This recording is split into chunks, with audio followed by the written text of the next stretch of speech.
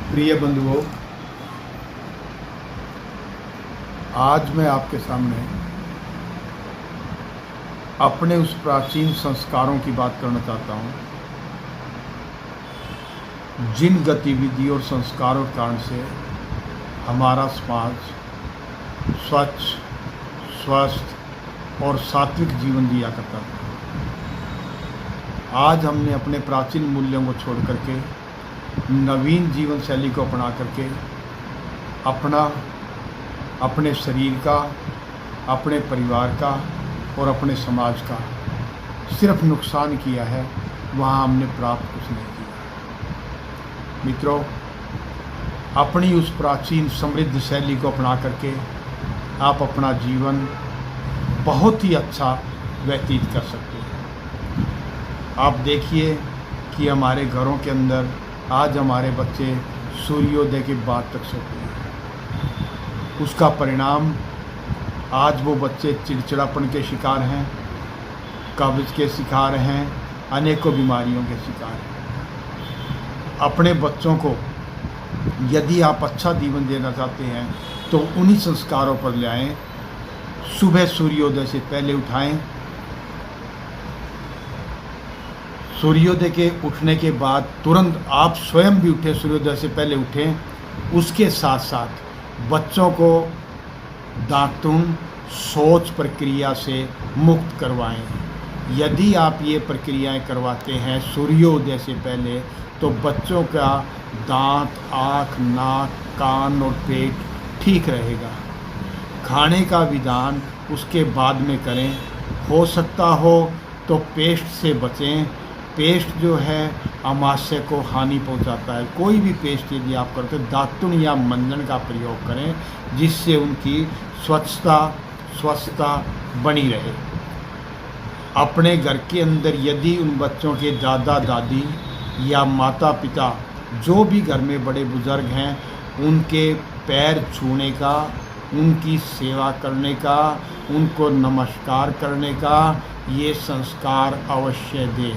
माँ बाप का फर्ज है, यदि आपके परिवार में दादा दादी, नाना नानी आपके साथ रहते हैं तो उन बच्चों को संस्कार दें ताकि वो आगे जा कर के आपके परिवार के प्रति वफादार हो सकें। ये संस्कार देना आपके लिए, आपके परिवार के लिए बहुत ही अच्छा रहेगा। प्रातः ब्रह्मण की प्रक्रिया अवश्य बच्चों को कराएं। आप स्वयं बच्चों के साथ जाएं, घूमने की प्रक्रिया करें, जीवन शैली का इसे अपना एक अंग बना लें ताकि जीवन आपका ठीक रह सके। मित्रों, याद रखना, या तो सुबह 1 घंटे का भ्रमण कर लीजिए, आपकी सभी बीमारियां दूर रहेंगी। नहीं तो जीवन में 1 घंटे को आप जोड़ते रहिए। आखिरी वक्त के अंदर वो आपके 1 घंटे का समय प्रतिदिन के हिसाब से अस्पतालों के अंदर गुजरेगा।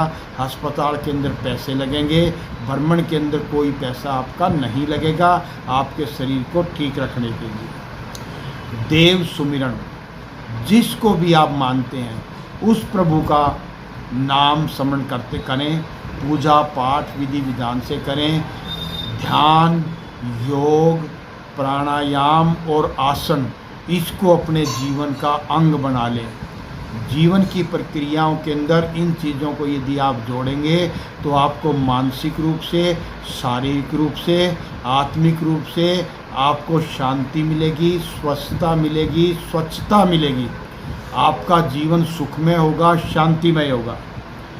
उसके बाद में मैं आपको एक बात कहना चाहता हूँ, इस दिखावे के जीवन से दूर हो जाएं।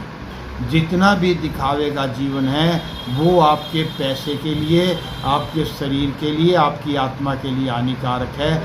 सादा जीवन और उच्च विचार, इसके ऊपर आप यदि चलते हैं तो आपका परिवार समृद्ध होगा, राष्ट्र समृद्ध होगा, समाज समृद्ध होगा। इसके बाद में मातृभूमि, अपनी माँ और मातृभाषा, इन तीनों के प्रति जितना भी आप वफादार रहेंगे उतना ही आप इस देश को आगे बढ़ा सकेंगे, अपने परिवार को आगे बढ़ा सकेंगे, अपने समाज को आगे बढ़ा सकेंगे। जननी जन्म भूमि से स्वर्गातपि गरीयसी, ये तीनों चीज़ें संसार के अंदर सबसे उच्चतम मानी गई हैं।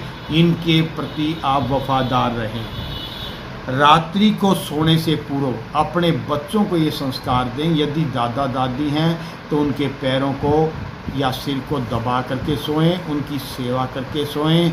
बच्चियां उनको नमन करके सोएं, अपने परमात्मा का नाम लेकर के सोएं।